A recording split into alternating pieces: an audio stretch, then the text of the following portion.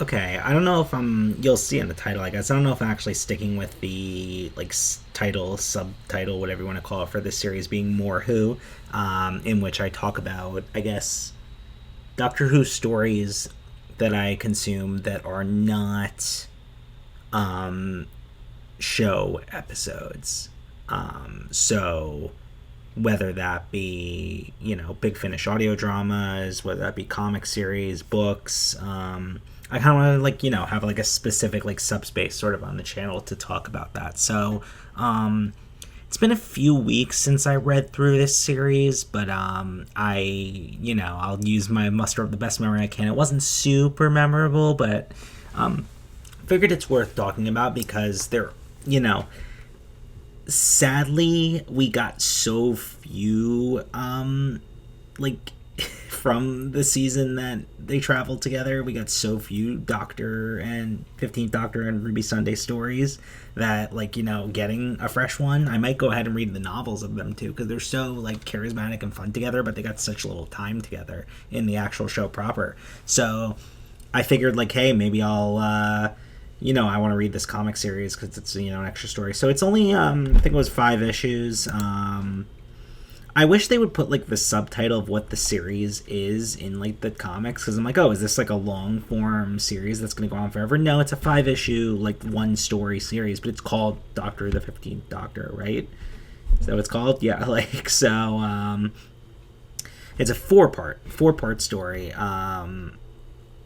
So it fits very well within the vibes of this season. It features yet another.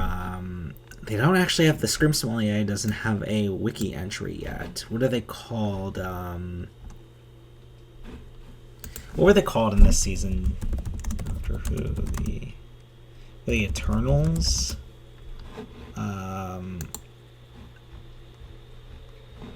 Was it the Eternals?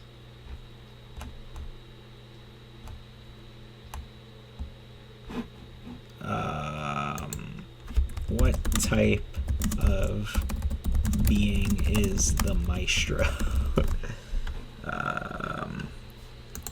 Doctor Who. Sorry to, like, totally derail. I just want to get, like, like, gods. Like, I can't remember the exact term that they use in the show, but it's like the toy maker. Maybe they didn't have a specific term that described them, but the Pantheon. You had Sutak, you had who was retroactively added to the Pantheon, mind you.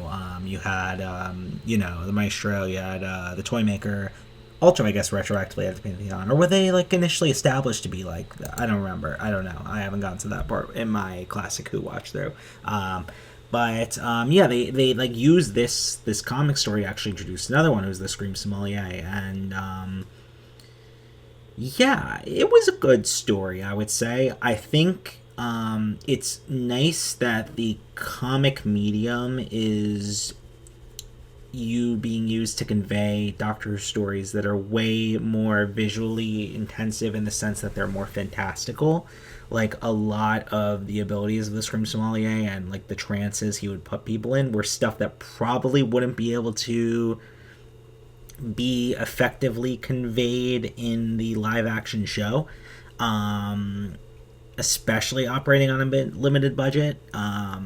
Mind you, we have Disney's budget now, so I don't know why that's the case, but it definitely wouldn't, like this works better in an illustrated piece, because where you can convey anything that your imagination comes up with, and I think this was an effective use in place for this story and that villain. So I feel like this worked better as a comic, like, mini series than it did a proper episode of the show.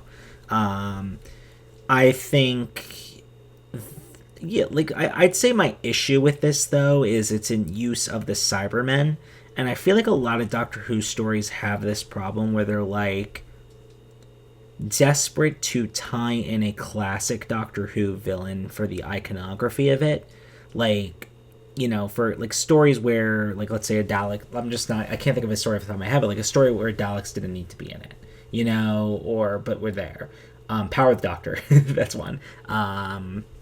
or stories where, like, let's say the Centaurans or like Cybermen didn't need to be there, but they were there, so it had that, like, timeless child. Like, why did the Cybermen need to, like things like that, like iconography, pulling character, like, alien, like villainous alien races from Doctor Who in just for the iconography's sake. And I feel like this comic used having Cybermen around as a crutch, and it was clever and it was interesting how they integrated them into the narrative.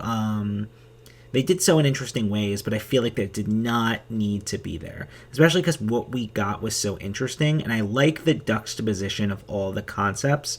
In a way, this was a better Joy to the World, and that Joy to the World, like, had a really strong idea, but crammed way too much into it to explore that idea. In this room, like the Time Hotel, this had an interesting idea of this mall at the end of the world, kind of like this mall that, like, humans that chose to stay on a dying Earth, like get in this temperature protected, like, shopping mall where they just essentially just shop, like, in a mall all day. Like, it's a cool, like, sci-fi dystopia concept that Doctor Who, very Doctor Who-y, and I feel like they did a little too much by, like, throwing in like a mystery about Cybermen and, like, throwing in the Scream Smelly Eye. But I feel like it's not, and, like, this bug race that was there as well. I thought that was, like, a touching, like little hard, like, part of the story, and I liked the resolution with that. Is very Doctor Who. How they handled that, like, sort of sub thread of the narrative. And like, they there's a lot of, like, reference here and inspiration from Midnight too, in terms of, like, how handling the outsider, handling the fear of the unknown, and I feel like this story handled it well. Nowhere near as strongly as Midnight, which is one of the best Doctor Who stories ever made, but it kind of touched on that spirit, This definitely felt like a 10th Doctor, Russell T Davies 1 era story, which is surprising that it was not written by Russell T Davies, if I'm correct.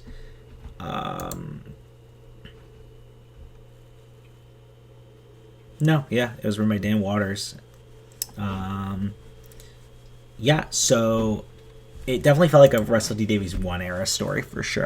Could have definitely been, like, 10 rows in this situation, like for sure. I don't think there was but I did think, like, the dynamic of the Doctor and this little girl that he was protecting, like, very well aided with the 15th Doctor's character, I can't remember. Does he cry in this one? I talked about this in my episode reviews, but it cheapens the, like, emotional breakdown cry scenes when it happens in every episode, and it happened in almost every story in the last season.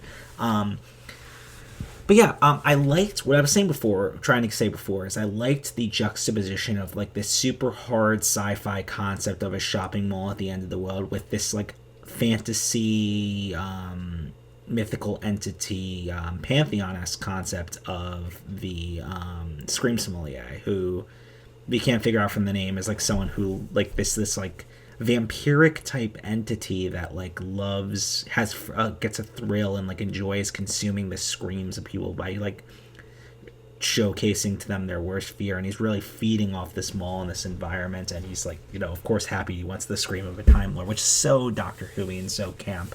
But I liked how, one, they used the comic medium and the illustrated medium to try to convey something that wouldn't be as effectively conveyed in the show itself. I like the juxtaposition of that with a hard sci-fi concept, and it felt like they weren't trying to cram so fucking much into one story. Like they are doing a little bit of it, but nowhere near as much as, like, Joy to the World, which I think this is a comparable story to. Definitely have those, like, 10th Doctor era, Russell T Davies 1 era vibes. Took a lot of inspiration from Midnight. Had a lot of stuff, and it had a lot of camp, but it also had a lot of, like, the heart of that era as well. Yeah, this was a solid story. I'm just, like, happy to get more 15 and Ruby Sunday stories, and, like, I'm interested to see, because she was in the trailer for the new season. I'm interested to see if they bring her back as a full-fledged companion or not, I hope they would, because I feel like they didn't finish with her, But, yeah, overall, I'd recommend this comic series, especially if you like the 15th Doctor of Ruby Sunday like I do. It's a solid story. It's not, like, anything groundbreaking. It's not going to be a new favorite Doctor Who story by any sense, but it's solid. It's, like, perfectly serviceable mid-tier Doctor Who story. So, yeah, just wanted to talk about that. See ya.